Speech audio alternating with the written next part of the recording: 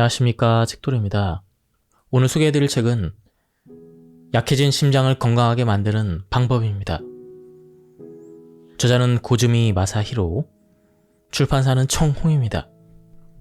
저자 소개를 간단하게 하겠습니다. 고즈미 마사히로,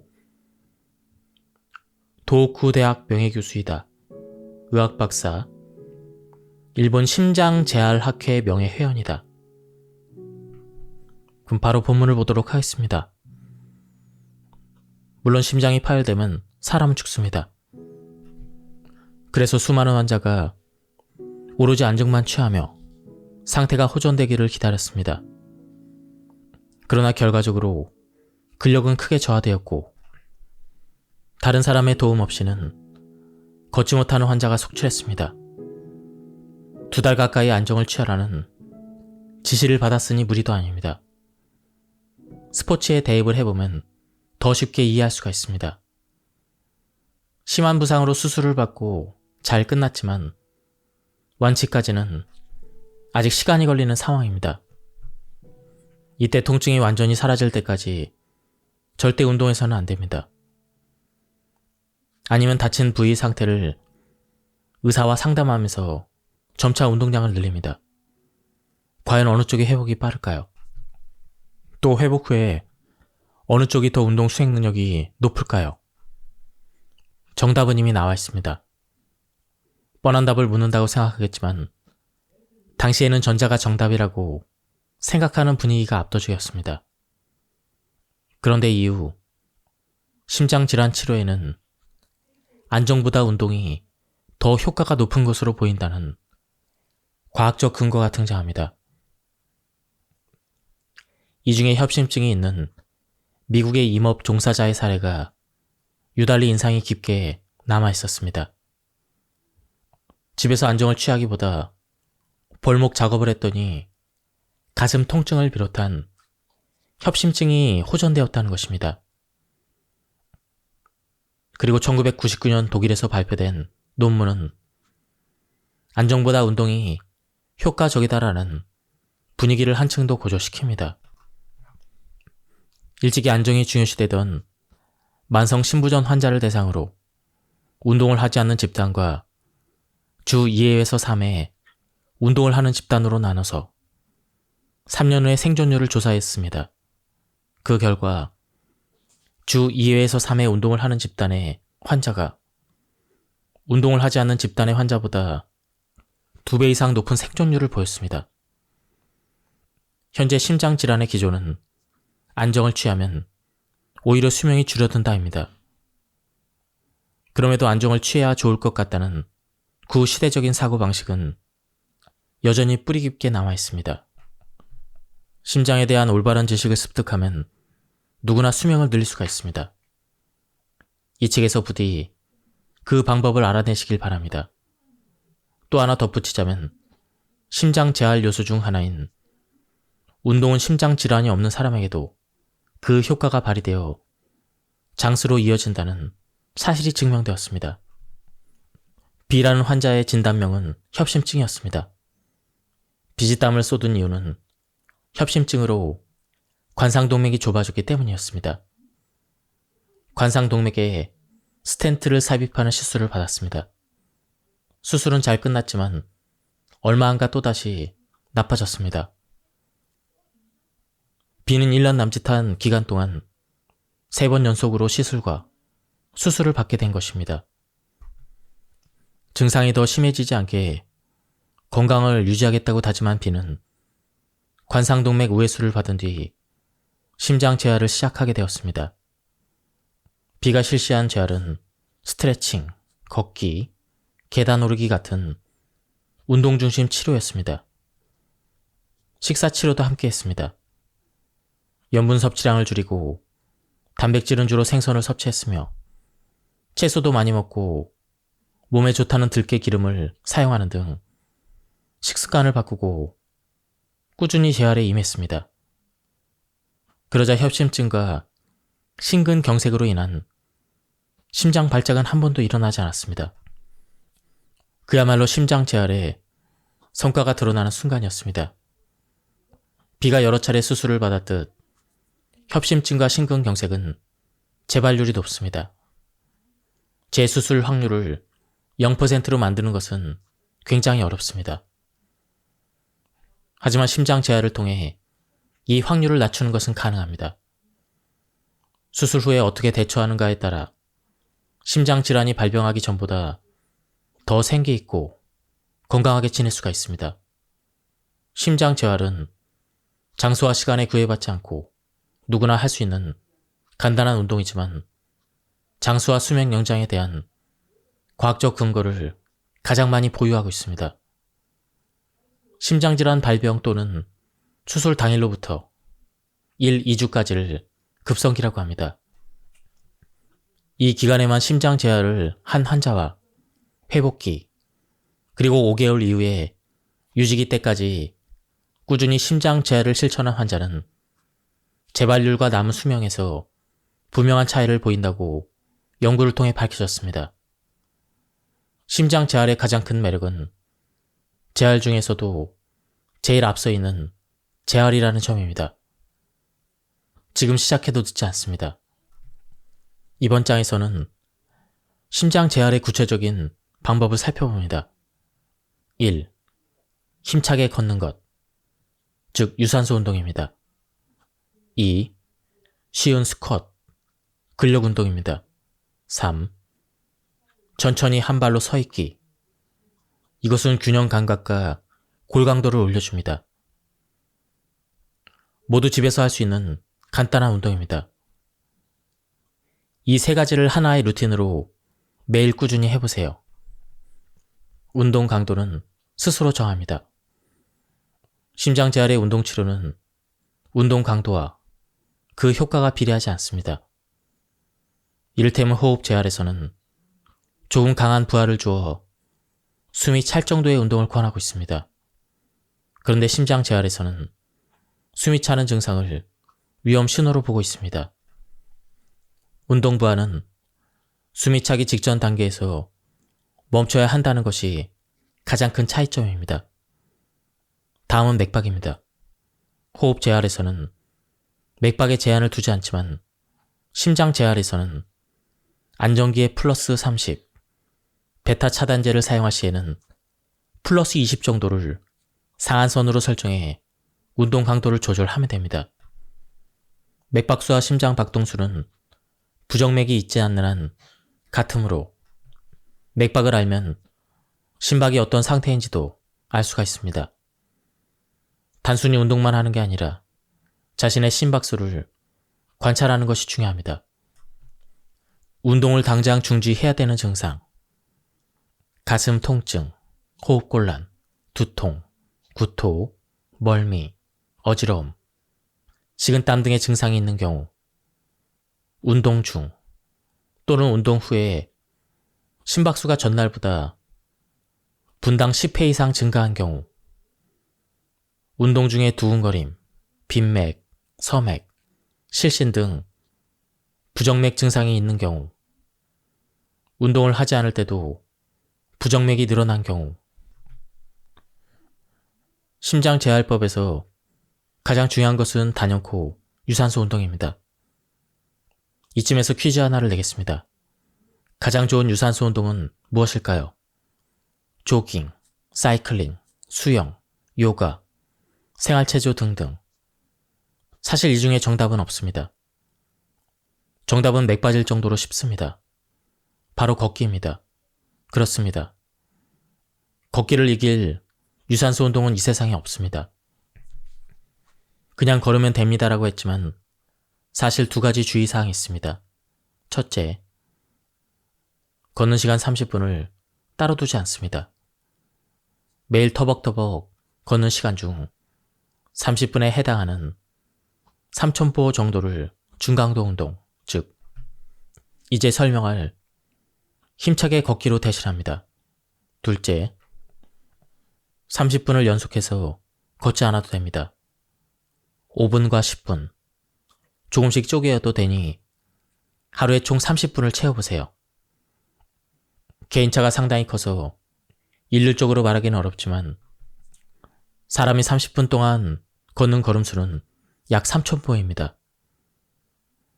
사람은 보통 하루에 약 6,000보를 걸으므로 충분한 효과를 기대하려면 매일 9,000보에서 1만보 정도를 걸어야 한다는 계산이 나옵니다.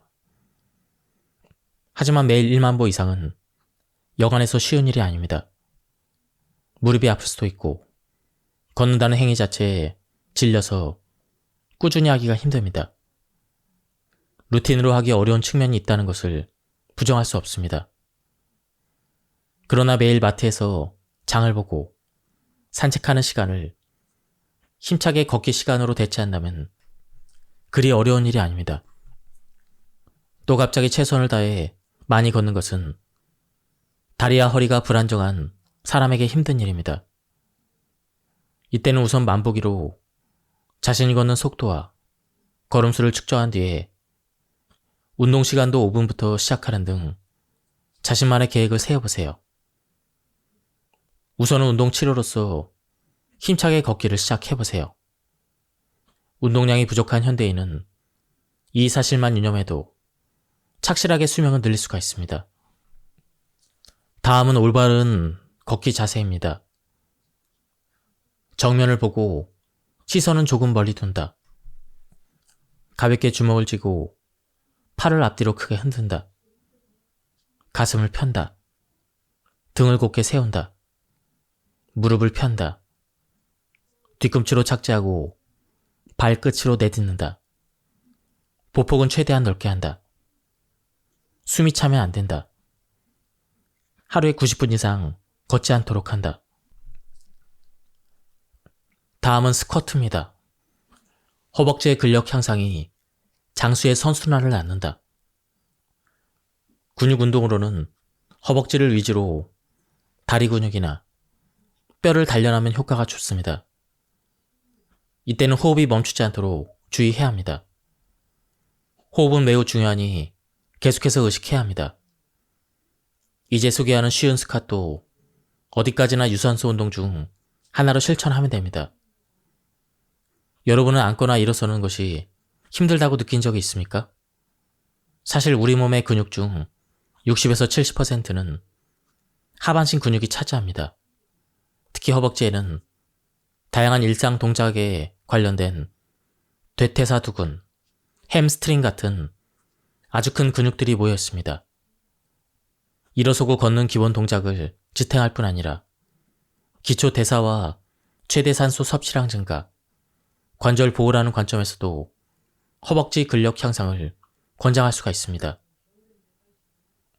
외국의 데이터 중에는 빨리 걸을수록 오래 살 수 있다라는 추적조사 결과가 있으며 성별과 무관하게 걸음 속도가 빠른 집단은 걸음 속도가 느린 집단보다 10년 의 생존율이 무려 3배나 높았습니다. 특히 75세 이상에서는 현저한 수명 차이가 있다고 보고된 바가 있습니다.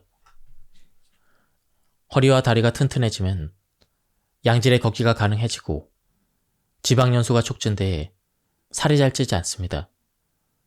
또 같은 운동량이라도 심장의 부하가 잘 걸리지 않는다는 점에서 허벅지의 근력 향상은 심장 제할 측면에서도 장점밖에 없습니다. 심장 제할법으로 쉬운 스쿼트와 같이 하면 좋을 또 다른 저항성 운동은 천천히 한쪽 발로 서 있기입니다. 스쿼트처럼 직접적으로 근력 향상을 촉진하진 않지만 다리와 등에 있는 수많은 뼈를 근육과 함께 단련시킬 수 있다는 것이 이 운동의 특징입니다. 단 1분만 한쪽 발로 서 있어도 뼈에 걸리는 부하가 무려 53분을 걸었을 때와 같다고 합니다. 천천히 한쪽 발로 서 있기는 발을 높이 들지 않아도 됩니다. 지면에서 5cm만 뛰어도 뼈 단련에서는 충분한 효과를 얻을 수가 있습니다. 평소에 자주 휘청거리는 사람은 균형 감각이 향상되어 앞으로 넘어지는 것을 방지하고 골 강도도 높아져 골다공증 예방도 기대할 수가 있습니다.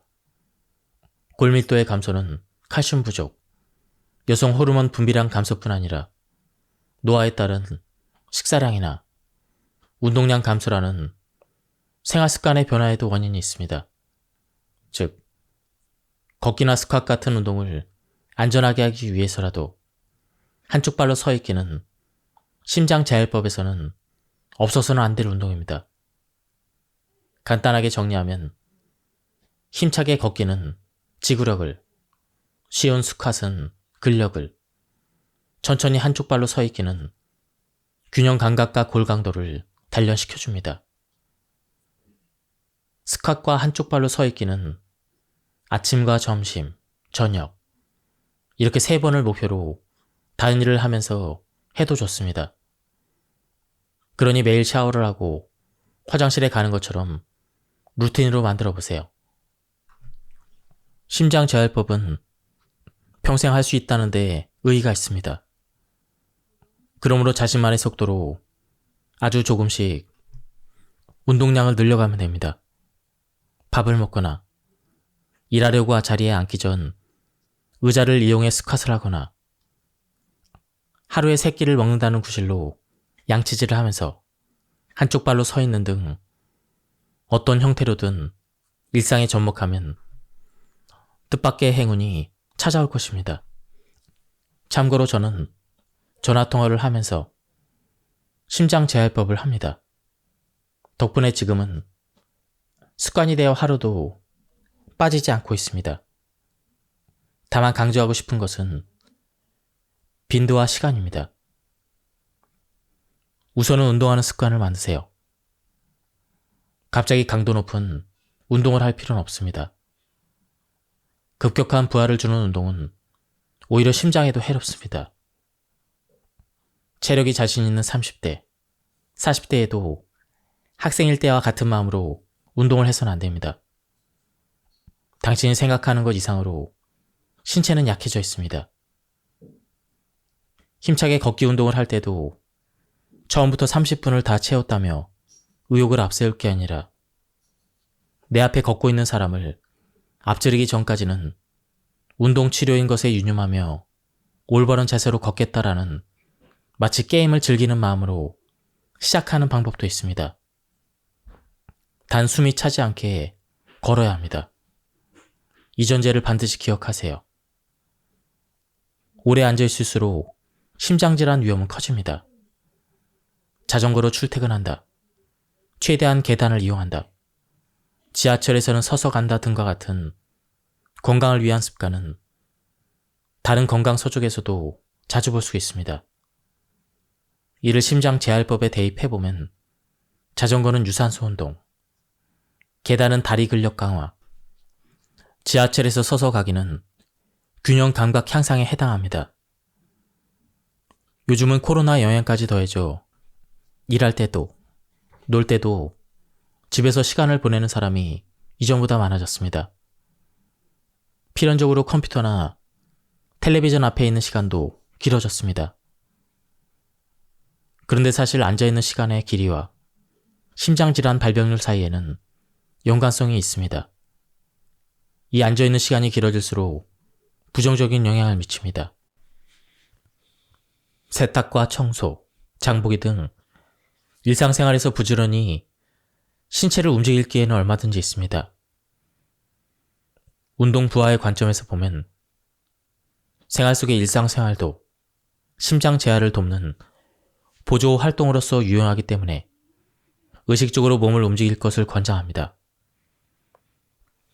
하지만 무리한 활동을 할 수 없는 심장질환 환자는 평소 자신의 움직임이 어느 선까지 안전한지 판단하기 어렵습니다. 그래서 이번에는 일상생활 속에 활동의 운동 부하를 측정한 매치표를 살펴보도록 하겠습니다. 의자에 가만히 앉아있는 상태일 때 소비되는 산소 소비량을 1매치로 설정하고 이를 기준으로 몇 배의 에너지가 소비되는지를 기준으로 운동 강도를 분류한 표입니다. 즉, 운동 시간을 확보하기 어렵거나 만사 귀찮을 때 이 표에 나온 매치를 보고 그에 상응하는 강도의 움직임이나 취미로 대체해도 좋습니다. 가벼운 조깅을 10분 하는 것과 같은 효과를 내는 것들입니다. 장보러 돌아다니기 20분, 잡초 뽑기 그리고 농사일 10분에서 15분, 청소기 돌리기 15분에서 20분, 아이와 놀아주기 15분, 무거운 짐 옮기기 10분. 다만 인공 심박기를 살포한 사람은 장애 등급에 따라 일상에서 제한되는 활동도 있으므로 매측표를 참고해 안전한 범위 내에서 신체를 움직이십시오. 이때 운동 또는 일상생활 활동이 가능한 매측 단계는 환자의 상태에 따라 다르므로 주치의와 상담하시길 바랍니다. 무리하지 않는다와 자신만의 기본 속도가 기본 열쇠입니다. 미리 말해두지만 스트레스를 완전히 없애는 것은 불가능합니다. 우리의 일상은 스트레스 투성이입니다. 스트레스를 아예 없앨 수 없으니 최대한 줄이는 노력을 해야 합니다. 스트레스와 잘 지내고 악순환에 빠지지 않습니다. 무리하지 않고 자신만의 속도로 나아가는 것이 바로 열쇠입니다. 규칙적인 생활을 하는 것, 이것이야말로 기본이자 스트레스를 해소하는 가장 좋은 방법입니다. 충분한 수면, 영양학적으로 균형 잡힌 3번의 식사, 적절한 운동. 바쁜 일상에서 이 모든 걸 지키면서 생활하기란 어려울 수도 있겠지만 우선은 이 기본 중의 기본에 집중을 해주세요. 그리고 좋은 인간관계도 중요합니다. 가족과 배우자, 친구, 직장 동료나 상사 등 가까운 사람과 깊은 대화를 나눠보세요. 이때 상대가 스트레스라고 느낄 만한 언행을 하지 않는 것이 중요합니다. 분노 감정 조절에 집중하면서 마음의 여유를 가지고 상대와 가까워져 보세요. 인간관계가 좋아지면 자율신경의 균형을 이루고 심장의 부하가 잘 걸리지 않습니다. 게다가 취미를 즐기거나 여행길에 오르거나 노래방에서 큰 소리로 노래를 부르는 등 즐거운 일들로 몸과 마음에 안정을 주세요. 이렇게 하면 몸과 마음이 받는 스트레스가 저절로 줄어듭니다. 일교차 변화에 심장은 큰 손상을 입습니다. 큰 폭의 일교차도 심장에 무거운 부담이 됩니다. 특히 바깥 기온과 실내 온도의 차이가 커지는 여름과 겨울에는 심장이 비명을 질러 주의가 필요한 계절입니다. 온난화의 영향으로 한여름의 더위는 해가 갈수록 심해지고 있습니다. 더위가 극심한 날에는 외출을 삼가하는 것이 좋지만 반드시 외출해야 되는 상황이라면 양산이나 모자를 사용해 햇빛을 덜 받는 게 좋습니다. 반면에 백화점이나 마트, 레스토랑 같은 실내 공간에서는 냉방을 세게 틀어놓는 경우가 있습니다. 몸이 너무 차가워지지 않게 얇은 가디건을 챙겨 다니면 안심할 수가 있습니다. 또 여름철에는 땀이 많이 나서 탈수가 일어나기 쉽습니다. 탈수 증상도 심장에 부담을 주는 요소 중 하나입니다. 더위를 느끼면 몸에서는 열을 발산하기 위해 혈관이 확장과 혈압좌, 발안을 거치는 과정에서 수분이 부족해지고 혈액의 농도는 상승, 그리고 혈관이 막히기 쉬워져 심근경색의 위험이 커집니다. 목이 마르지 않더라도 일부러라도 수분을 많이 섭취하세요. 다만 수분 섭취만 하면 된다는 단순한 이야기는 아닙니다. 맥주는 주의해야 합니다. 여름에 마시는 맥주는 유달리 맛있습니다. 한두 모금이 어느새 몇 잔이 됩니다. 그러나 맥주를 마신다고 수분이 효과적으로 보충되진 않습니다. 알코올의 이뇨작용으로 화장실을 자주 가게 되어 오히려 수분을 몸 밖으로 배출시킵니다. 맥주를 비롯해 여름에 술을 마실 때는 물도 같은 양만큼 마시며 즐겨보세요. 겨울에는 다른 계절보다 심장을 더 많이 신경 써야 합니다. 겨울철에는 집안의 온도 차이를 신경 써야 합니다. 따뜻한 거실에서 추운 욕실로 들어가 뜨끈한 목욕물에 몸을 담글 때 일어나기 쉬운 히트쇼크를 다 알고 계실 겁니다. 의외로 우리는 화장실에서 방심합니다. 당연히 추운 데다 거실 온도와의 차이가 나서 심장 발작을 유발하기 쉽습니다. 화장실을 사용하지 않을 때도 문을 자주 열어두어 온도 차이를 줄이는 것도 하나의 방법입니다.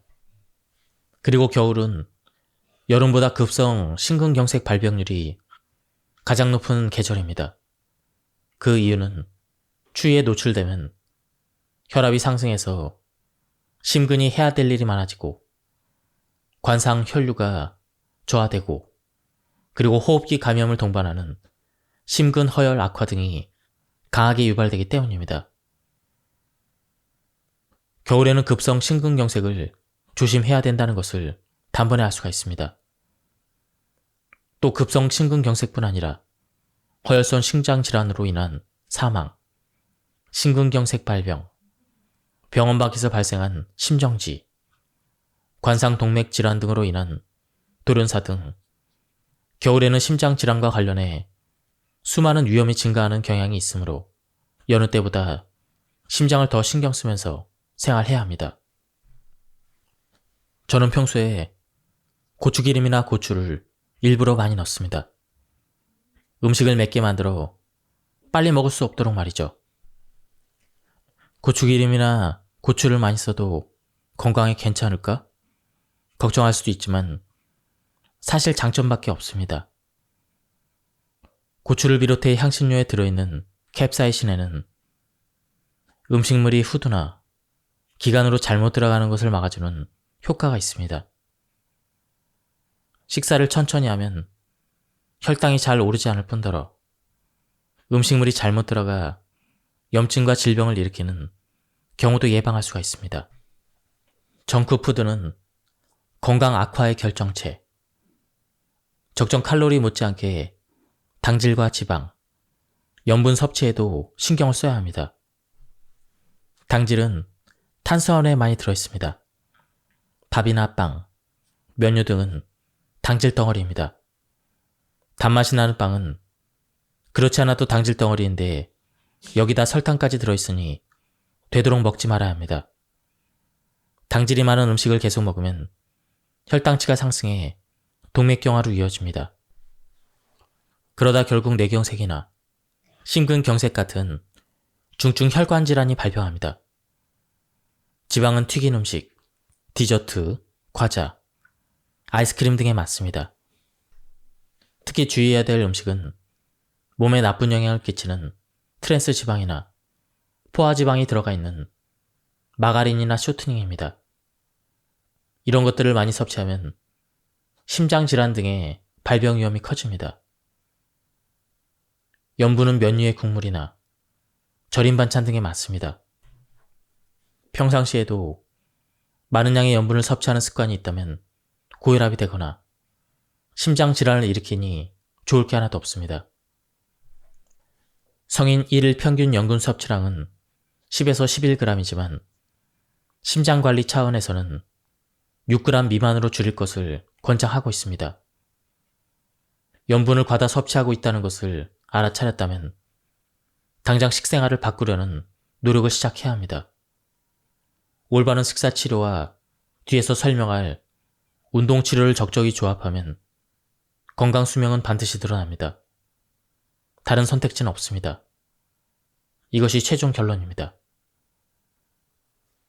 식사 치료가 성공하는 3가지 비결. 1일 3식과 간식을 꼼꼼하게 기록한다. 어떤 음식을 먹었는지 본인이 꼼꼼히 기록하고 관리하면 뭐뭐가 많다, 뭐뭇이 적다 등 객관적인 판단이 가능해지고 다음 식사 메뉴에 개선 사항을 반영할 수가 있습니다.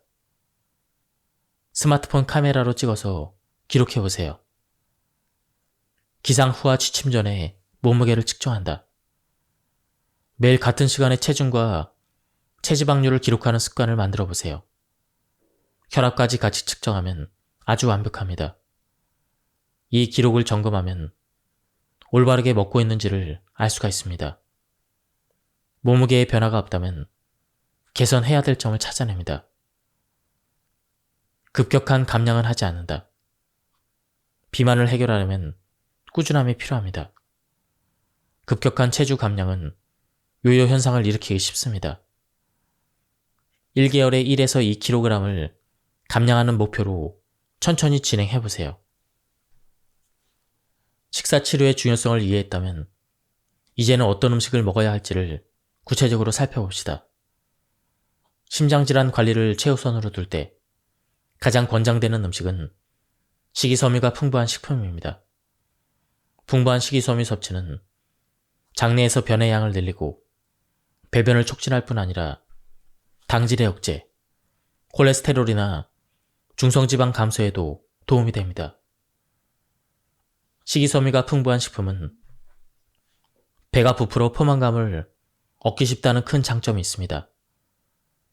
결과적으로 비만이 해결되고 당뇨병과 지질 이상증을 예방하는 효과가 있습니다. 이 밖에도 DHA, EPA 같은 불포화 지방산이 다량 함유된 식품도 권장합니다. 다음은 심장에 특히 좋은 음식들입니다. 1. 끈적끈적한 식품.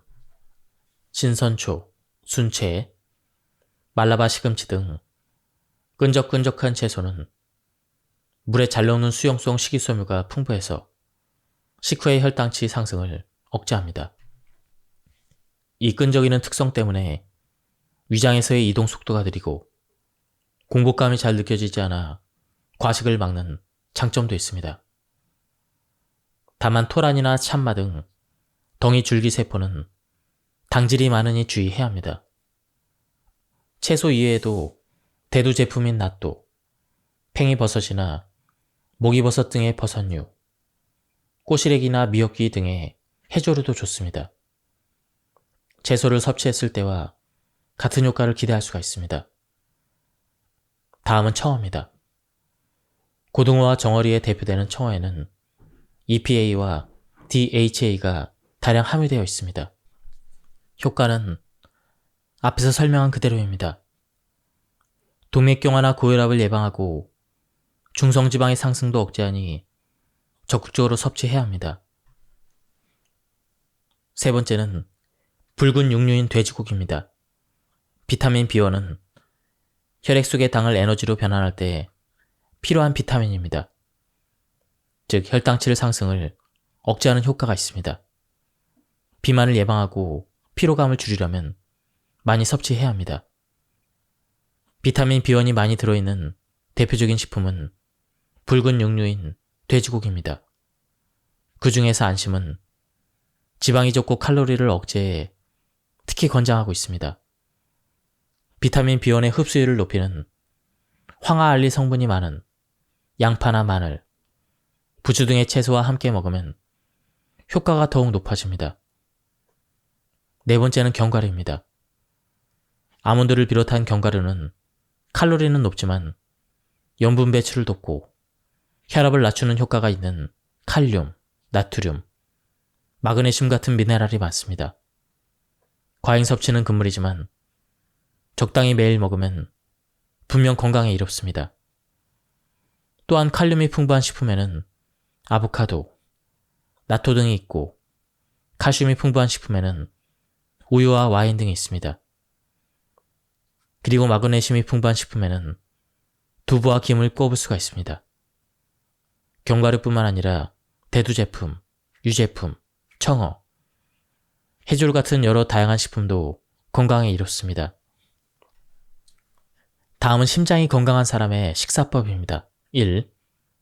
1일 3식. 부족하지도 넘치지도 않게 먹는다. 2. 채소를 먼저 먹는다. 3. 현미나 통밀빵으로 바꾼다. 4. 아침 식사는 염분을 거의 제로에 유예한다. 5. 된장국이나 스프는 하루에 한 그릇만 먹는다. 6. 조미료는 뿌리지 않고 찍어 먹는다. 7. 가공식품은 되도록 먹지 않는다. 8. 외식은 자제하고 먹을 때는 영양 균형을 의식한다. 9. 굽고, 튀기고, 볶는 고온 요리를 피한다. 10. 단맛 과자와 디저트는 일주일에 1회에서 2회까지 먹는다. 산책과 집안일. 이러한 일을 하면서도 운동의 효과를 충분히 볼 수가 있다. 이를테면 반려견 산책은 훌륭한 운동입니다. 마음이 맞는 산책 친구와 함께하면 마음은 더 적극적으로 변합니다. 반려견에게도 좋고 자기 자신에게도 좋은 일석이조의 습관입니다. 그날 저녁거리를 사기 위해 매일 장을 보러 가는 것도 좋은 습관입니다. 한꺼번에 사야 절약된다고 할 수도 있지만 애써 절약한들 몸이 망가지면 말짱 도루묵입니다. 집에서 마트나 상점까지 다녀오는 걷기가 조금씩 당신의 심장을 튼튼하게 만들 것입니다. 저와 동년배인 남성 지인은 매일 하는 분리수거로 심장을 건강하게 지키고 있습니다. 아마 쓰레기를 들고 집에서 분리수거장까지 가는 그 행동이 근력과 지구력을 키웠을 것입니다. 분리수거를 하면서 아내는 물론 가족들과 관계가 좋아지고 있습니다. 집안에서 정신적인 스트레스를 받을 일도 사라졌습니다. 지인이 이렇게 말한 이유는 정신적으로 심장에 부담을 주지 않는 그 행동을 무의식 중에 했기 때문이라고 생각합니다. 이 밖에도 텔레비전을 보면서 운동을 하는 사람도 있습니다. 텔레비전을 보면서 15분 정도 체조나 에어로빅을 하면 상당히 효과가 좋습니다. 운동복이나 수영복으로 갈아입지 않아도 됩니다. 평상복이어도 부담 없이 실시할 수가 있습니다. 운동이라고 하면 왠지 준비가 필요할 것 같고 열심히 해야 된다는 기분 들지만 운동이라는 생각을 버리면 정신적인 부담도 사라집니다. 결과적으로 무의식 중에 심장을 관리하는 것이죠. 무엇을 하든 초조해하지 않고 천천히를 의식한다. 운동 외에도 유념해야 될 생활 습관에는 초조해하지 않고 천천히 행동하기, 식사 후의 목욕 또는 배가 부른 상태에서 운동을 하는 등 심장의 두 가지 부하가 동시에 걸리지 하지 않기, 약물 복용 전후 한두 시간은 안정 취하기 등이 있습니다. 또한 배변 시에 배에 힘을 주면 혈압이 올라 심장에 부담이 갑니다. 배변 신호가 와도 화장실에 가지 않고 참는 것 또한 심장에 부담을 주는 요인입니다. 그리고 겨울철 추워진 화장실은 혈압을 변동시켜 발작을 유발할 수가 있습니다. 이 모든 것이 심장을 위험한 상태로 몰아넣을 가능성을 높이는 나쁜 조건입니다. 배변 시에 배에 힘을 주지 않는다. 배변 신호가 오면 참지 않는다. 겨울에는 화장실을 따뜻하게 해놓는다. 이 세 가지는 항상 기억해 두세요.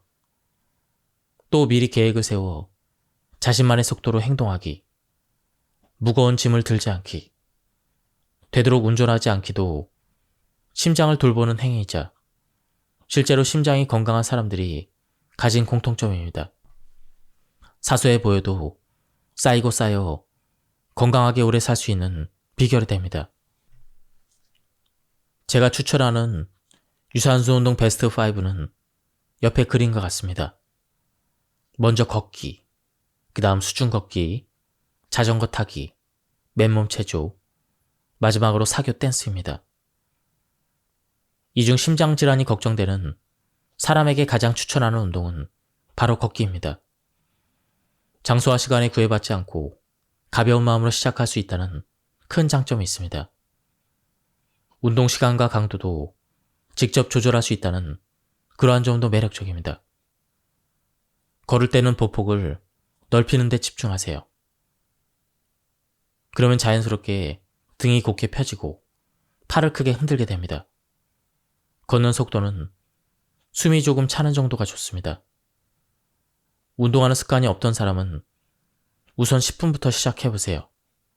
익숙해지면 서서히 20분, 30분 또는 그 이상으로 시간을 늘려나갑니다.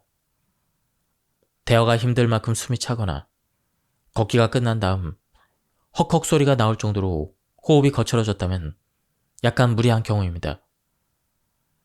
심장이 받는 부담이 큰 무산소 운동을 했을 가능성이 있으니 다음부터는 조절이 필요합니다. 심장질환의 불안을 느끼는 사람은 심장이 수압의 압박을 받지 않도록 가능하면 목욕물에 들어가지 않고 샤워해서 끝냅니다. 신부전이 있는 사람은 절대 목욕물에 들어가서는 안 됩니다. 만약 목욕물에 들어간다면 명치의 부분까지만 반신욕을 하세요. 이렇게만 해도 심장이 받는 부담이 줄어듭니다. 물의 온도는 38에서 40도로 미지근한 정도가 좋습니다. 욕조에 들어가기 전 심장에서 먼 부위부터 물을 끼얹어야 하는 것도 잊어서는 안 됩니다. 협심증이 있는 사람은 욕조에 있는 시간을 2분 내로 끝내세요. 목욕할 때 주의사항이 한 가지 더 있습니다. 바로 히트쇼크입니다.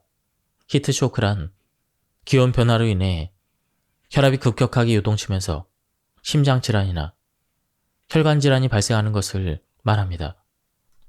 최악의 경우 뇌혈관질환, 심근경색, 대동맥 박리 등이 발병해 그대로 사망으로 이어질 수도 있습니다. 목욕물에 들어갈 때 히트쇼크의 발생 가능성이 커지는 시기는 추운 계절입니다. 난방이 켜진 방에서 옷을 갈아입는 추운 공간으로 이동할 때, 혈압이 상승하고 맨몸으로 욕실에 들어갈 때 혈압이 또 한 번 상승합니다.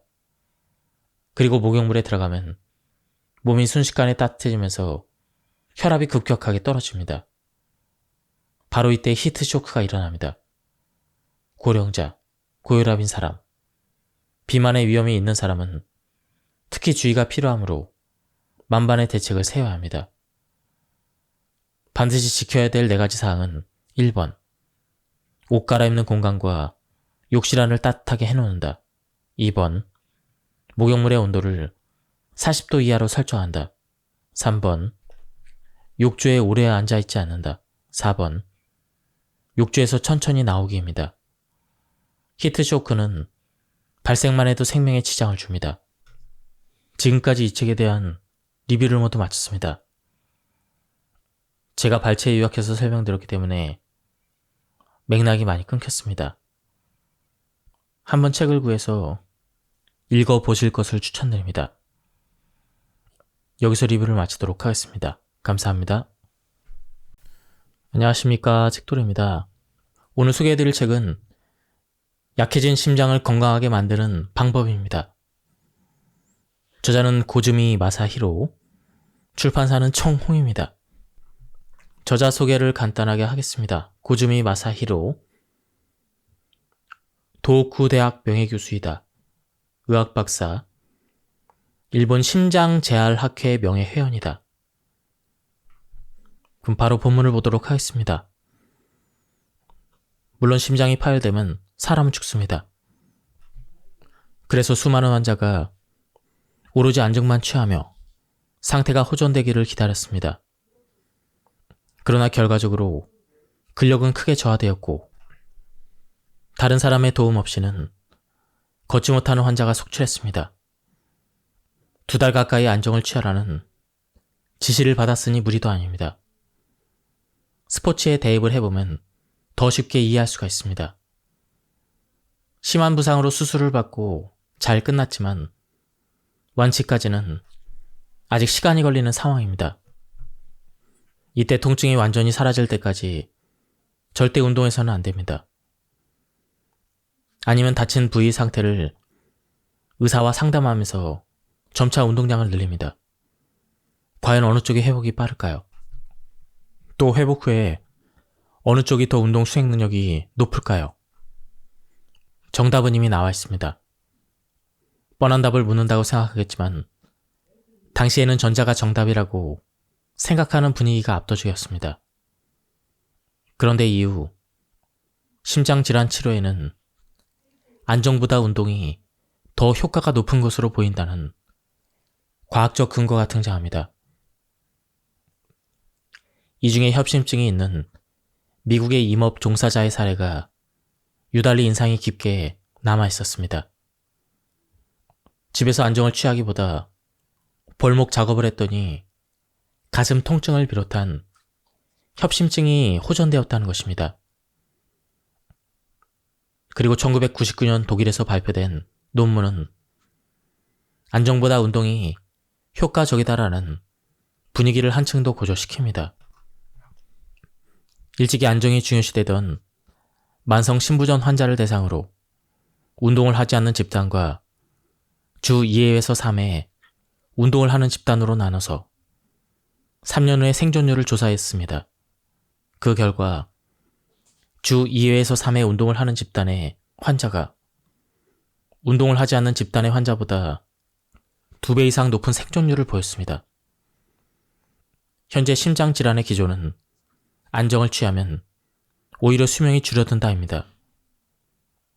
그럼에도 안정을 취해야 좋을 것 같다는 구시대적인 사고방식은 여전히 뿌리 깊게 남아 있습니다. 심장에 대한 올바른 지식을 습득하면 누구나 수명을 늘릴 수가 있습니다. 이 책에서 부디 그 방법을 알아내시길 바랍니다. 또 하나 덧붙이자면 심장 재활 요소 중 하나인 운동은 심장 질환이 없는 사람에게도 그 효과가 발휘되어 장수로 이어진다는 사실이 증명되었습니다. B라는 환자의 진단명은 협심증이었습니다. 비지땀을 쏟은 이유는 협심증으로 관상동맥이 좁아졌기 때문이었습니다. 관상동맥에 스텐트를 삽입하는 시술을 받았습니다. 수술은 잘 끝났지만 얼마 안가 또다시 나빠졌습니다. B는 1년 남짓한 기간 동안 3번 연속으로 시술과 수술을 받게 된 것입니다. 증상이 더 심해지지 않게 건강을 유지하겠다고 다짐한 B는 관상동맥 우회수를 받은 뒤 심장 재활을 시작하게 되었습니다. B가 실시한 재활은 스트레칭, 걷기, 계단 오르기 같은 운동 중심 치료였습니다. 식사 치료도 함께 했습니다. 염분 섭취량을 줄이고 단백질은 주로 생선을 섭취했으며 채소도 많이 먹고 몸에 좋다는 들깨 기름을 사용하는 등 식습관을 바꾸고 꾸준히 재활에 임했습니다. 그러자 협심증과 심근경색으로 인한 심장 발작은 한 번도 일어나지 않았습니다. 그야말로 심장 재활에 성과가 드러나는 순간이었습니다. B가 여러 차례 수술을 받았듯 협심증과 심근경색은 재발률이 높습니다. 재수술 확률을 0%로 만드는 것은 굉장히 어렵습니다. 하지만 심장 재활을 통해 이 확률을 낮추는 것은 가능합니다. 수술 후에 어떻게 대처하는가에 따라 심장 질환이 발병하기 전보다 더 생기 있고 건강하게 지낼 수가 있습니다. 심장 재활은 장소와 시간에 구애받지 않고 누구나 할 수 있는 간단한 운동이지만 장수와 수명 연장에 대한 과학적 근거를 가장 많이 보유하고 있습니다. 심장질환 발병 또는 수술 당일로부터 1, 2주까지를 급성기라고 합니다. 이 기간에만 심장 재활을 한 환자와 회복기, 그리고 5개월 이후에 유지기 때까지 꾸준히 심장 재활을 실천한 환자는 재발률과 남은 수명에서 분명한 차이를 보인다고 연구를 통해 밝혀졌습니다. 심장 재활의 가장 큰 매력은 재활 중에서도 제일 앞서 있는 재활이라는 점입니다. 지금 시작해도 늦지 않습니다. 이번 장에서는 심장 재활의 구체적인 방법을 살펴봅니다. 1. 힘차게 걷는 것, 즉 유산소 운동입니다. 2. 쉬운 스쿼트, 근력 운동입니다. 3. 천천히 한 발로 서 있기. 이것은 균형 감각과 골강도를 올려줍니다. 모두 집에서 할 수 있는 간단한 운동입니다. 이 3가지를 하나의 루틴으로 매일 꾸준히 해보세요. 운동 강도는 스스로 정합니다. 심장 재활의 운동 치료는 운동 강도와 그 효과가 비례하지 않습니다.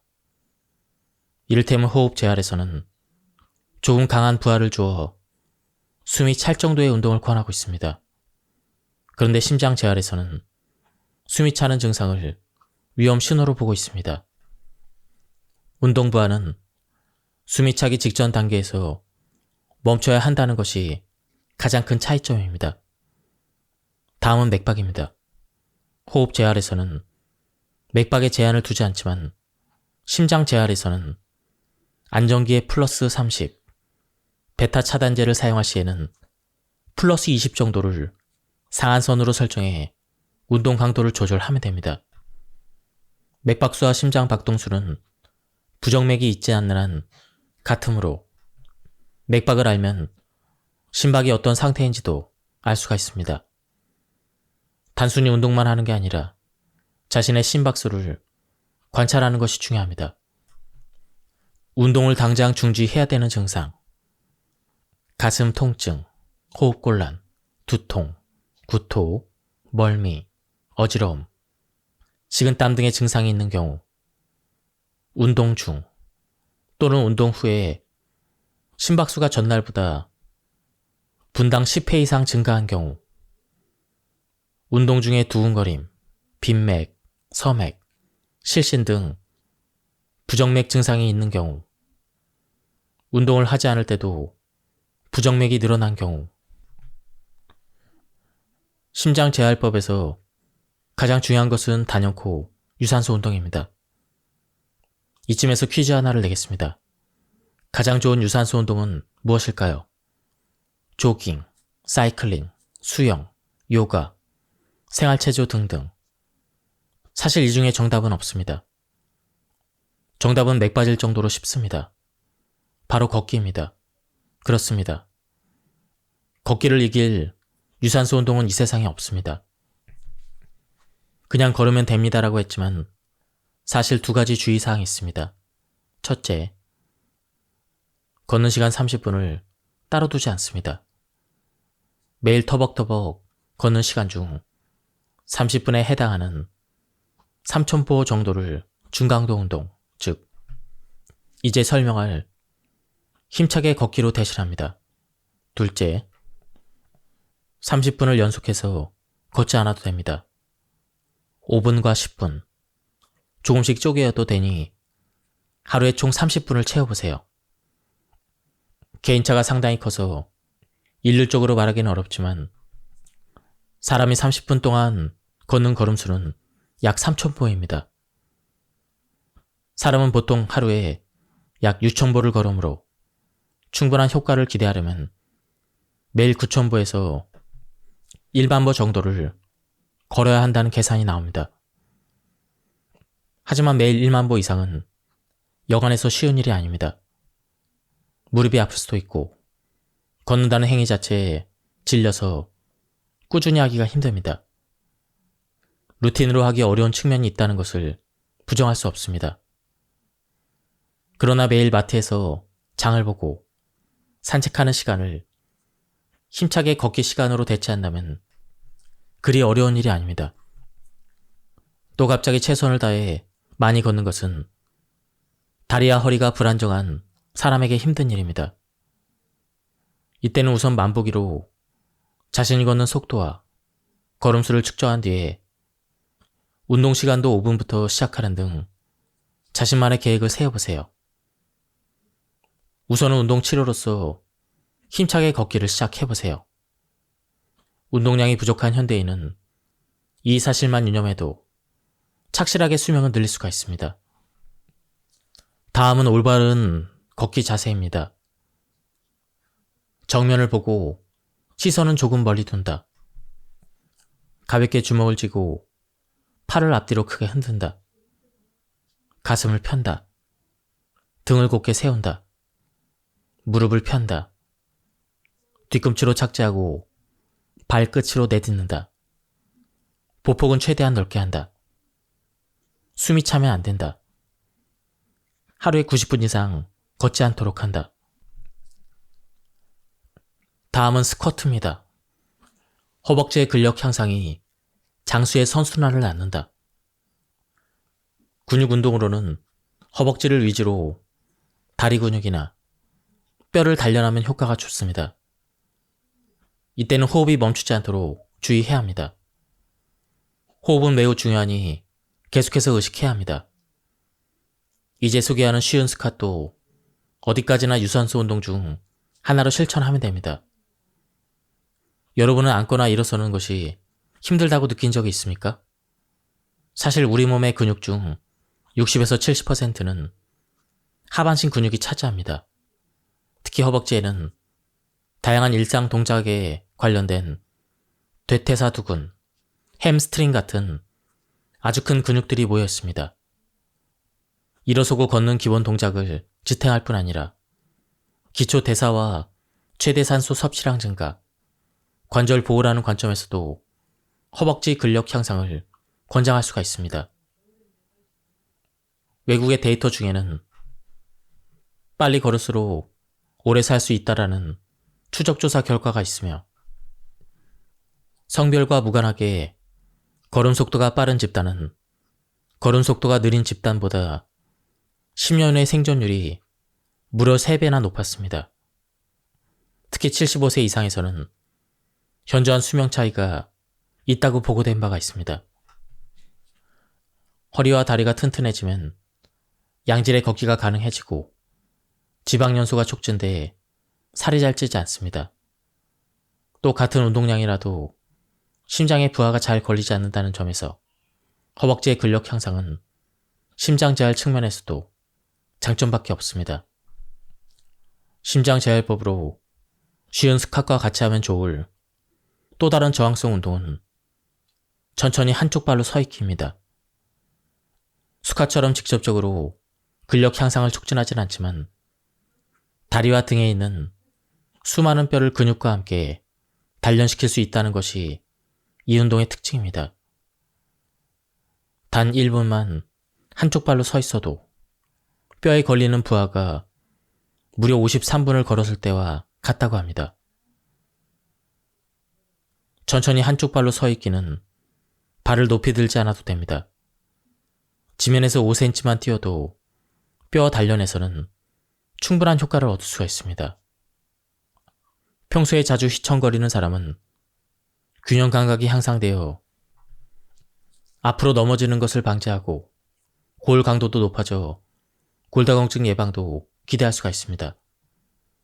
골밀도의 감소는 칼슘 부족, 여성 호르몬 분비량 감소뿐 아니라 노화에 따른 식사량이나 운동량 감소라는 생활습관의 변화에도 원인이 있습니다. 즉, 걷기나 스쿼트 같은 운동을 안전하게 하기 위해서라도 한쪽 발로 서 있기는 심장 제할법에서는 없어서는 안 될 운동입니다. 간단하게 정리하면 힘차게 걷기는 지구력을, 쉬운 스쿼트는 근력을, 천천히 한쪽 발로 서 있기는 균형 감각과 골 강도를 단련시켜줍니다. 스쿼트과 한쪽 발로 서 있기는 아침과 점심, 저녁 이렇게 3번을 목표로 다른 일을 하면서 해도 좋습니다. 그러니 매일 샤워를 하고 화장실에 가는 것처럼 루틴으로 만들어 보세요. 심장 제할법은 평생 할 수 있다는 데 의의가 있습니다. 그러므로 자신만의 속도로 아주 조금씩 운동량을 늘려가면 됩니다. 밥을 먹거나 일하려고 자리에 앉기 전 의자를 이용해 스쿼트를 하거나 하루에 3끼를 먹는다는 구실로 양치질을 하면서 한쪽 발로 서 있는 등 어떤 형태로든 일상에 접목하면 뜻밖의 행운이 찾아올 것입니다. 참고로 저는 전화통화를 하면서 심장 제할법을 합니다. 덕분에 지금은 습관이 되어 하루도 빠지지 않고 있습니다. 다만 강조하고 싶은 것은 빈도와 시간입니다. 우선은 운동하는 습관을 만드세요. 갑자기 강도 높은 운동을 할 필요는 없습니다. 급격한 부하를 주는 운동은 오히려 심장에도 해롭습니다. 체력이 자신 있는 30대, 40대에도 학생일 때와 같은 마음으로 운동을 해서는 안 됩니다. 당신이 생각하는 것 이상으로 신체는 약해져 있습니다. 힘차게 걷기 운동을 할 때도 처음부터 30분을 다 채웠다며 의욕을 앞세울 게 아니라 내 앞에 걷고 있는 사람을 앞지르기 전까지는 운동 치료인 것에 유념하며 올바른 자세로 걷겠다라는 마치 게임을 즐기는 마음으로 시작하는 방법도 있습니다. 단 숨이 차지 않게 걸어야 합니다. 이 전제를 반드시 기억하세요.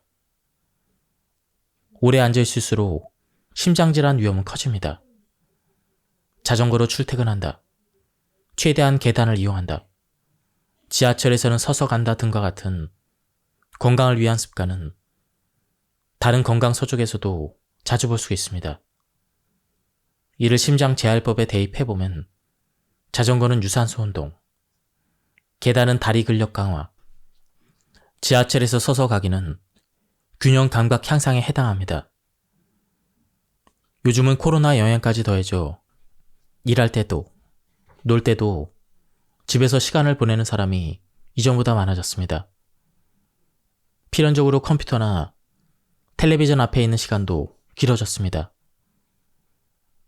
그런데 사실 앉아있는 시간의 길이와 심장질환 발병률 사이에는 연관성이 있습니다. 이 앉아있는 시간이 길어질수록 부정적인 영향을 미칩니다.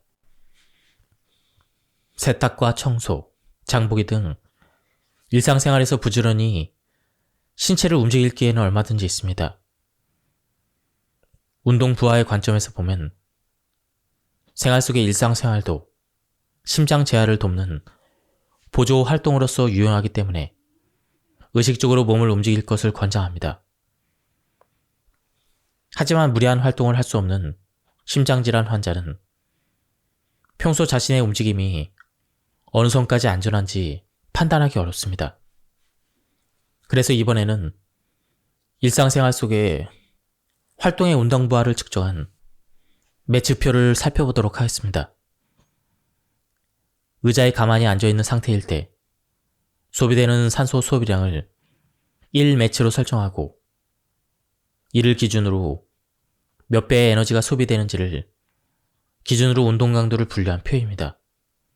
즉, 운동 시간을 확보하기 어렵거나 만사 귀찮을 때 이 표에 나온 매치를 보고 그에 상응하는 강도의 움직임이나 취미로 대체해도 좋습니다.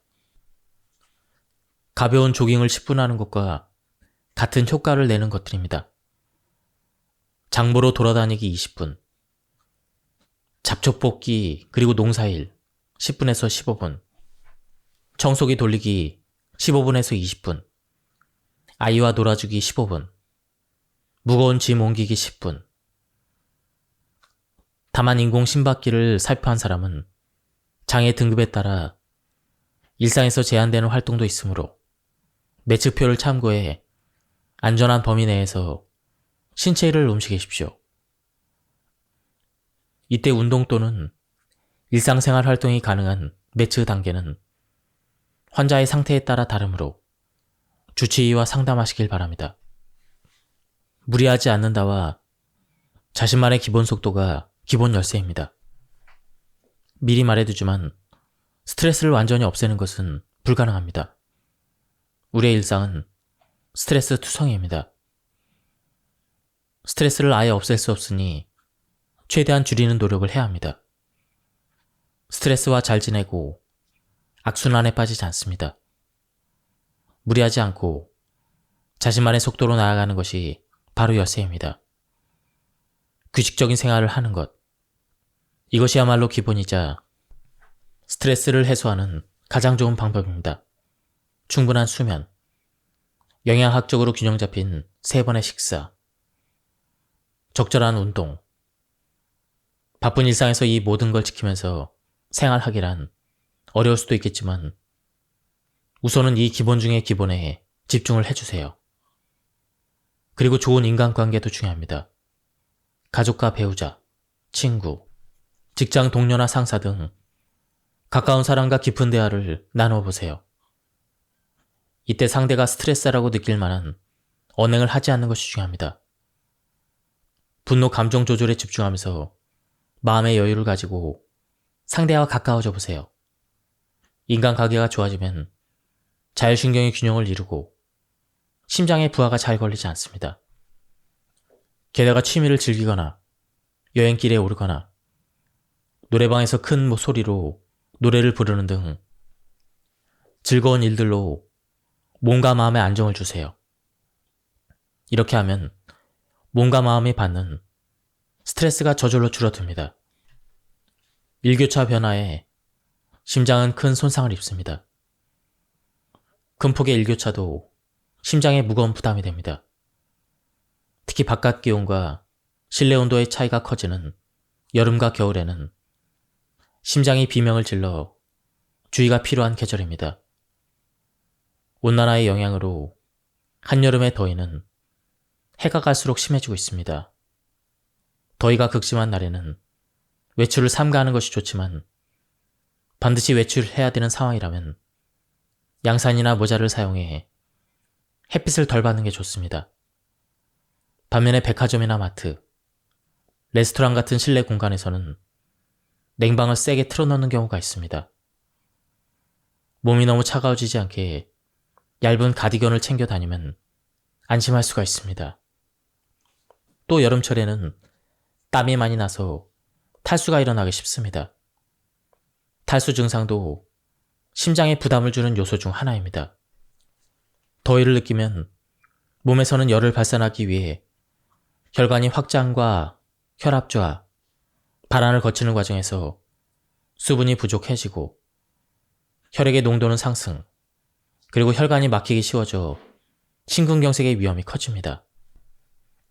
목이 마르지 않더라도 일부러라도 수분을 많이 섭취하세요.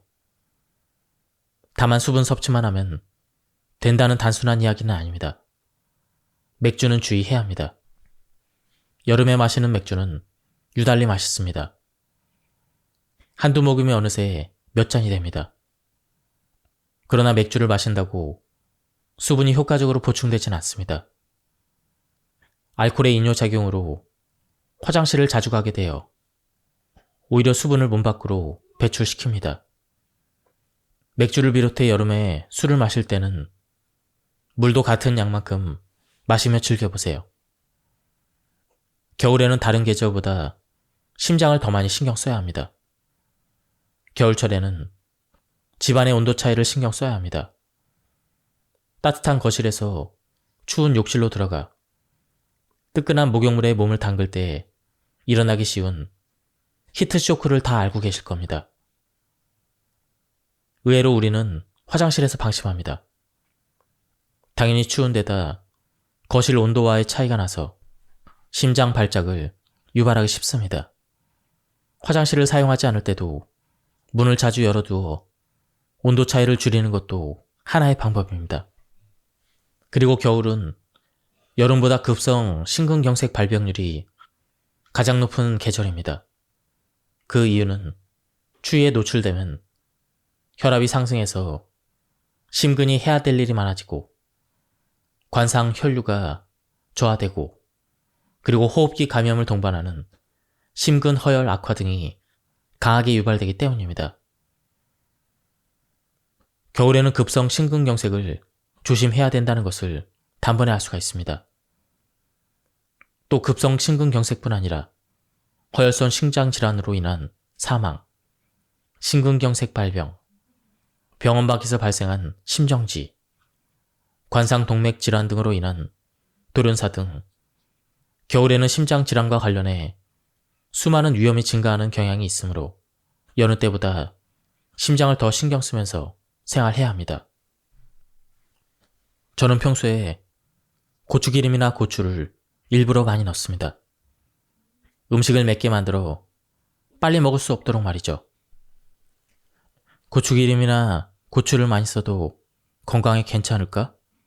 걱정할 수도 있지만 사실 장점밖에 없습니다. 고추를 비롯해 향신료에 들어있는 캡사이신에는 음식물이 후두나 기관으로 잘못 들어가는 것을 막아주는 효과가 있습니다. 식사를 천천히 하면 혈당이 잘 오르지 않을 뿐더러 음식물이 잘못 들어가 염증과 질병을 일으키는 경우도 예방할 수가 있습니다. 정크푸드는 건강 악화의 결정체, 적정 칼로리 못지않게 당질과 지방, 염분 섭취에도 신경을 써야 합니다. 당질은 탄수화물에 많이 들어있습니다. 밥이나 빵, 면류 등은 당질 덩어리입니다. 단맛이 나는 빵은 그렇지 않아도 당질 덩어리인데 여기다 설탕까지 들어있으니 되도록 먹지 말아야 합니다. 당질이 많은 음식을 계속 먹으면 혈당치가 상승해 동맥경화로 이어집니다. 그러다 결국 뇌경색이나 심근경색 같은 중증 혈관 질환이 발병합니다. 지방은 튀긴 음식, 디저트, 과자, 아이스크림 등에 많습니다. 특히 주의해야 될 음식은 몸에 나쁜 영향을 끼치는 트랜스 지방이나 포화 지방이 들어가 있는 마가린이나 쇼트닝입니다. 이런 것들을 많이 섭취하면 심장 질환 등의 발병 위험이 커집니다. 염분은 면 위의 국물이나 절인 반찬 등에 많습니다. 평상시에도 많은 양의 염분을 섭취하는 습관이 있다면 고혈압이 되거나 심장 질환을 일으키니 좋을 게 하나도 없습니다. 성인 1일 평균 염분 섭취량은 10에서 11g이지만 심장 관리 차원에서는 6g 미만으로 줄일 것을 권장하고 있습니다. 염분을 과다 섭취하고 있다는 것을 알아차렸다면 당장 식생활을 바꾸려는 노력을 시작해야 합니다. 올바른 식사 치료와 뒤에서 설명할 운동 치료를 적절히 조합하면 건강 수명은 반드시 드러납니다. 다른 선택지는 없습니다. 이것이 최종 결론입니다. 식사 치료가 성공하는 3가지 비결. 1일 3식과 간식을 꼼꼼하게 기록한다. 어떤 음식을 먹었는지 본인이 꼼꼼히 기록하고 관리하면 뭐뭐가 많다, 뭐뭇이 적다 등 객관적인 판단이 가능해지고 다음 식사 메뉴에 개선 사항을 반영할 수가 있습니다. 스마트폰 카메라로 찍어서 기록해보세요. 기상 후와 취침 전에 몸무게를 측정한다. 매일 같은 시간에 체중과 체지방률을 기록하는 습관을 만들어 보세요. 혈압까지 같이 측정하면 아주 완벽합니다. 이 기록을 점검하면 올바르게 먹고 있는지를 알 수가 있습니다. 몸무게에 변화가 없다면 개선해야 될 점을 찾아냅니다. 급격한 감량은 하지 않는다. 비만을 해결하려면 꾸준함이 필요합니다. 급격한 체중 감량은 요요 현상을 일으키기 쉽습니다. 1개월에 1에서 2kg을 감량하는 목표로 천천히 진행해보세요. 식사 치료의 중요성을 이해했다면 이제는 어떤 음식을 먹어야 할지를 구체적으로 살펴봅시다. 심장질환 관리를 최우선으로 둘 때 가장 권장되는 음식은 식이섬유가 풍부한 식품입니다. 풍부한 식이섬유 섭취는 장내에서 변의 양을 늘리고 배변을 촉진할 뿐 아니라 당질의 억제, 콜레스테롤이나 중성지방 감소에도 도움이 됩니다. 식이섬유가 풍부한 식품은 배가 부풀어 포만감을 얻기 쉽다는 큰 장점이 있습니다. 결과적으로 비만이 해결되고 당뇨병과 지질 이상증을 예방하는 효과가 있습니다. 이 밖에도 DHA, EPA 같은 불포화 지방산이 다량 함유된 식품도 권장합니다. 다음은 심장에 특히 좋은 음식들입니다. 1. 끈적끈적한 식품. 신선초, 순채, 말라바 시금치 등 끈적끈적한 채소는 물에 잘 녹는 수용성 식이섬유가 풍부해서 식후의 혈당치 상승을 억제합니다. 이 끈적이는 특성 때문에 위장에서의 이동 속도가 느리고 공복감이 잘 느껴지지 않아 과식을 막는 장점도 있습니다. 다만 토란이나 참마 등 덩이 줄기세포는 당질이 많으니 주의해야 합니다. 채소 이외에도 대두 제품인 낫또, 팽이버섯이나 목이버섯 등의 버섯류, 꼬시래기나 미역귀 등의 해조류도 좋습니다. 채소를 섭취했을 때와 같은 효과를 기대할 수가 있습니다. 다음은 청어입니다. 고등어와 정어리에 대표되는 청어에는 EPA와 DHA가 다량 함유되어 있습니다. 효과는 앞에서 설명한 그대로입니다. 동맥경화나 고혈압을 예방하고 중성지방의 상승도 억제하니 적극적으로 섭취해야 합니다. 세 번째는 붉은 육류인 돼지고기입니다.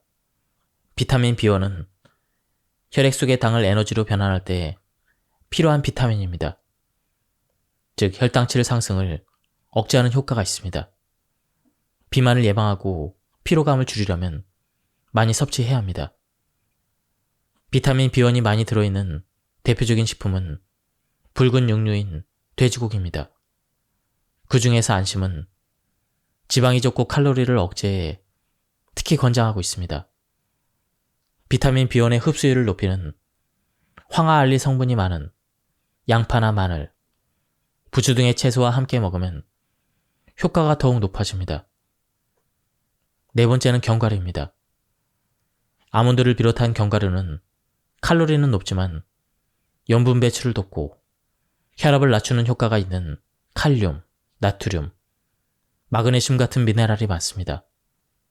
과잉 섭취는 금물이지만 적당히 매일 먹으면 분명 건강에 이롭습니다. 또한 칼륨이 풍부한 식품에는 아보카도, 나토 등이 있고 칼슘이 풍부한 식품에는 우유와 와인 등이 있습니다. 그리고 마그네슘이 풍부한 식품에는 두부와 김을 꼽을 수가 있습니다.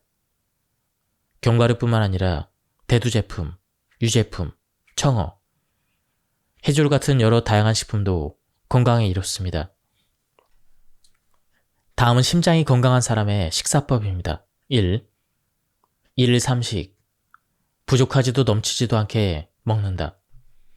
2. 채소를 먼저 먹는다. 3. 현미나 통밀빵으로 바꾼다. 4. 아침 식사는 염분을 거의 제로에 유지한다. 5.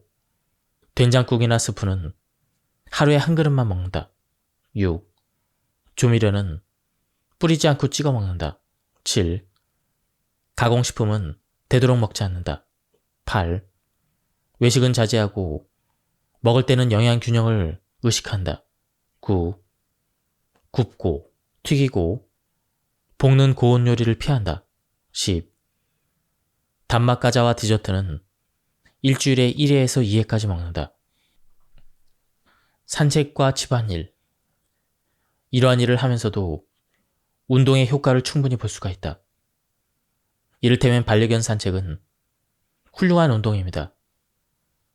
마음이 맞는 산책 친구와 함께하면 마음은 더 적극적으로 변합니다. 반려견에게도 좋고 자기 자신에게도 좋은 일석이조의 습관입니다.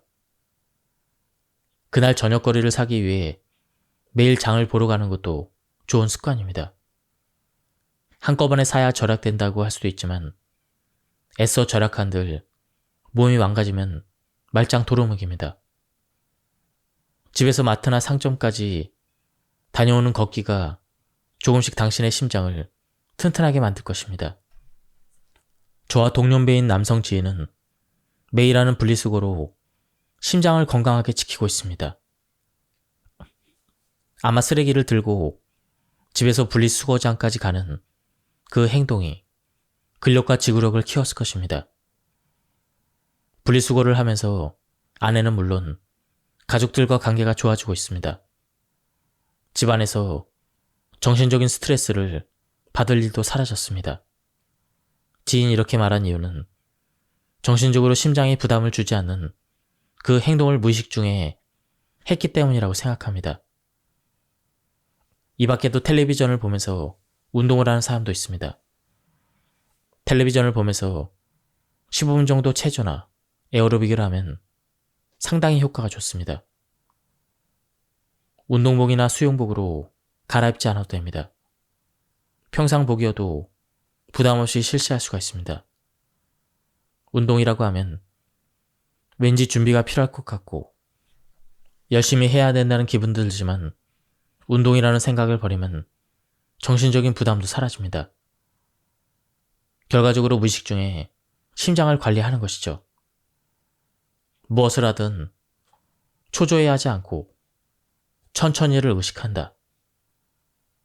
운동 외에도 유념해야 될 생활 습관에는 초조해하지 않고 천천히 행동하기, 식사 후의 목욕 또는 배가 부른 상태에서 운동을 하는 등 심장의 두 가지 부하가 동시에 걸리지 하지 않기, 약물 복용 전후 한두 시간은 안정 취하기 등이 있습니다.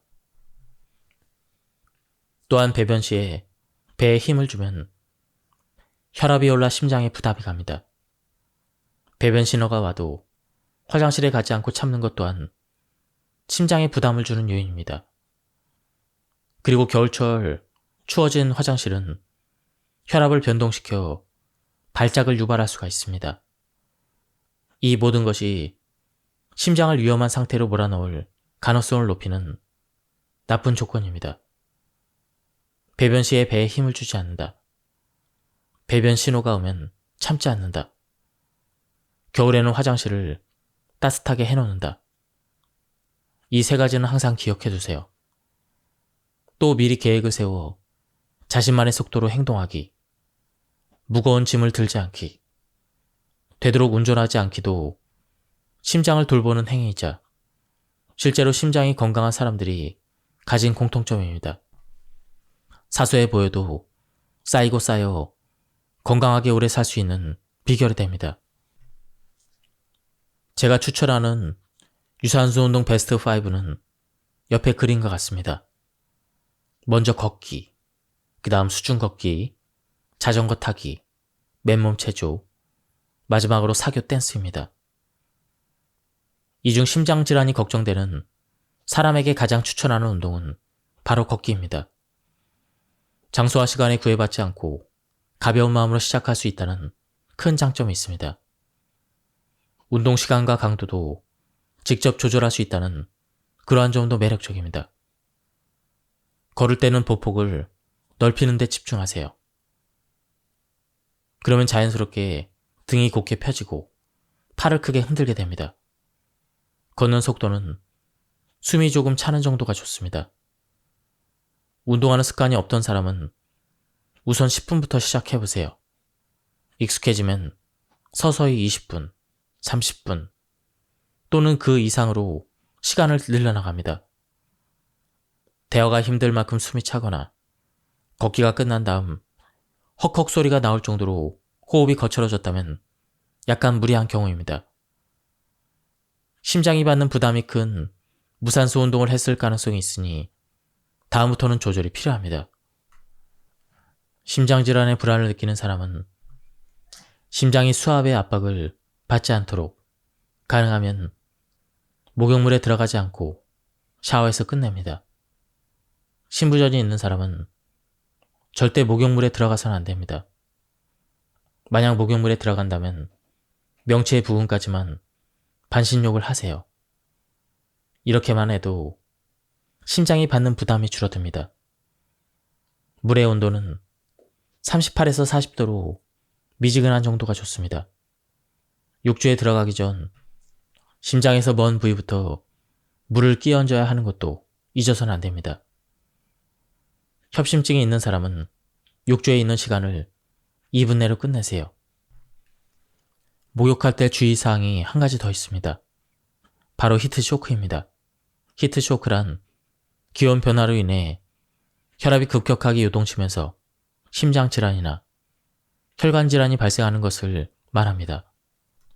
최악의 경우 뇌혈관질환, 심근경색, 대동맥 박리 등이 발병해 그대로 사망으로 이어질 수도 있습니다.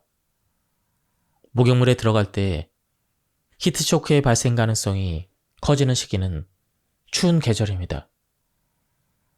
난방이 켜진 방에서 옷을 갈아입는 추운 공간으로 이동할 때, 혈압이 상승하고 맨몸으로 욕실에 들어갈 때 혈압이 또 한 번 상승합니다.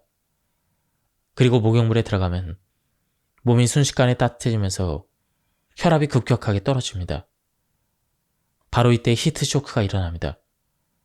고령자, 고혈압인 사람, 비만의 위험이 있는 사람은 특히 주의가 필요하므로 만반의 대책을 세워야 합니다. 반드시 지켜야 될 4가지 사항은 1번, 옷 갈아입는 공간과 욕실 안을 따뜻하게 해놓는다. 2번, 목욕물의 온도를 40도 이하로 설정한다.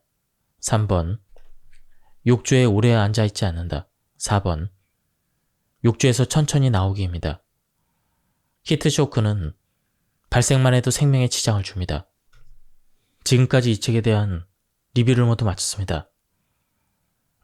제가 발췌에 요약해서 설명드렸기 때문에 맥락이 많이 끊겼습니다. 한번 책을 구해서 읽어보실 것을 추천드립니다.